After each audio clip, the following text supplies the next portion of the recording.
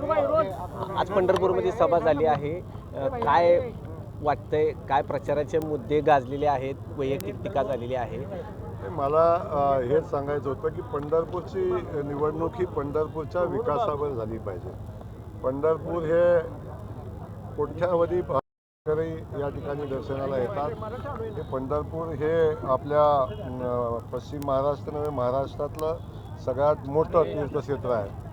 या ठिकाणी जेव्हा निवडणूक होते तेव्हा इथल्या पायाभूत सुविधावर, ह्या शहराचा विस्तार होण्यावर, या तीर्थक्षेत्राचा मोठा विस्तार होण्यावर, या विषयावर चर्चा झाली पाहिजे. विकासाच्या कुठल्याही मुद्द्यावर चर्चा न करता व्यक्तिगत टीका करून ही निवडणूक जिंकता येते. व्यक्तिगत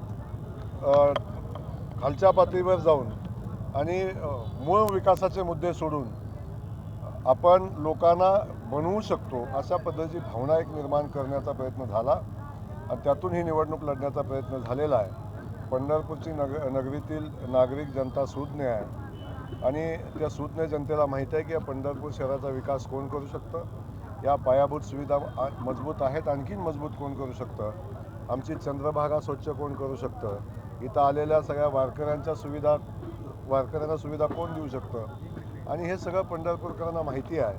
तेव्हा अशी किती हवा निर्माण केली तरीसुद्धा उद्याच्या निवडणुकीमध्ये ती हवा राहणार नाही. 3 तारखेला भारतीय जनता पक्षाचा नगराध्यक्ष पंढरपूर शहरातनं निवडून आलेला असेल. थेट भालकेंकडनं सच्चार कुटुंबियांवर प्रश्न उपस्थित केला जातोय. 40 वर्षाचा हिशोब मागितला जातोय आणि बेसिक सुविधा न देता डायरेक्ट आंतरराष्ट्रीय स्तरावरचं पंढरपूर असा चुकीचा तुमच्याकडनं हे होतं असं. मला बेसिक सुविधा पंढरपूर आहेत का नाहीत हे आपल्याला माहिती आहे. आत्ताच आषाढी वारी झाली, त्या वारीमध्ये लाखो भाविक आल्यानंतर त्या सगळ्या भाविकांना कशा सुविधा मिळाल्या, कशा पायाभूत सुविधा होत्या, एवढी सुंदर वारी कशी झाली.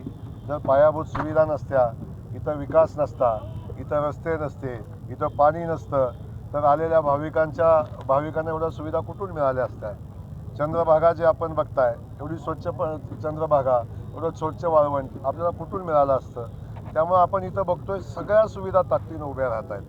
बस स्टँड झालेला आहे, बस डेपो झालेला आहे, नाट्यगृहाचं काम अंतिम टप्प्यामध्ये आहे, इथल्या रस्त्यांची कामं वेगानं होत आहेत आणि आता तर आम्ही आंतरराष्ट्रीय दर्जाचं हे तीर्थक्षेत्र बनवण्याचा संकल्प माननीय देवेंद्रजींनी केलेला आहे आणि त्या अनुषंगानं आपण काम करतोय.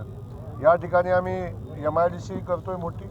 या MIDCत मोठे उद्योग यावे, या नगरीतल्या युवकांच्या हाताला काम मिळावं ही भूमिका आहे. त्यासोबत जेव्हा हे आंतरराष्ट्रीय दर्जाचं तीर्थक्षेत्र होईल तेव्हा आंतरराष्ट्रीय दर्जाचं विमानतळ पण या पंढरपुरात यावं आणि या भागाचा विकास व्हावा ही भावना घेऊन आपण पुढं चाललो आहे. अजून हे गटारातनं बाहेर पडले नाहीत, अजून हे रस्त्यातनं बाहेर पडलेले नाहीत. माझी विनंती आहे, आता कधीतरी विकासाचं आणि कधीतरी क्वालिटीचं राजकारण आपण केलं पाहिजे. निवडणूक आली की बिळातनं बाहेर यायचं आणि टीका व्यक्तिगत करायची आणि मतं मागायची. निवडणूक झालेला गडी पुन्हा बिळात गेला की पुढची निवडणूक लागेपर्यंत मध्ये दिसत नाही. ना फोन उचलतात, ना मागच्या निवडणुकीतलं कुणाचं देणं जातंय, ना ह्या निवडणुकीतलं कुणाचं देणं जातंय.